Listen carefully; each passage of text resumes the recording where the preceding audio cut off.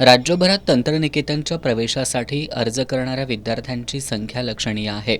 आत्तापर्यंत राज्यभरातून एकूण 1,28,000हून अधिक विद्यार्थ्यांनी नोंदणी केली आहे.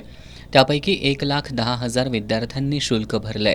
कोल्हापूर जिल्ह्याचा विचार केला तर जिल्ह्यात एक शासकीय, एक अनुदानित आणि 18 खासगी तंत्रनिकेतन आहेत. याची एकूण प्रवेश क्षमता 7,100 इतकी आहे.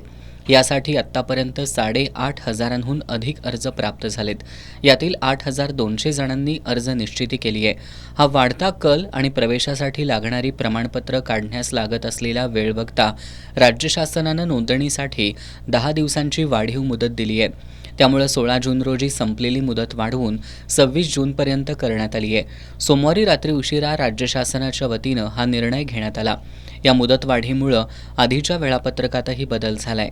नवीन शेड्यूलनुसार आता विद्यार्थी नव्याने अर्ज करू शकतात. काही ज्यांनी अजून अर्ज केला नव्हता किंवा ज्यांची कागदपत्र पेंडिंग होती अशी मुलेसुद्धा 26 जूनपर्यंत हा अर्ज दाखल करू शकतात. ही मुदत 16 जून होती ती 26 जूनपर्यंत वाढवण्यात आली आहे. मेरिट लिस्ट जी 18 तारखेला लागणार होती ती आता 28 जूनला प्रसिद्ध होईल.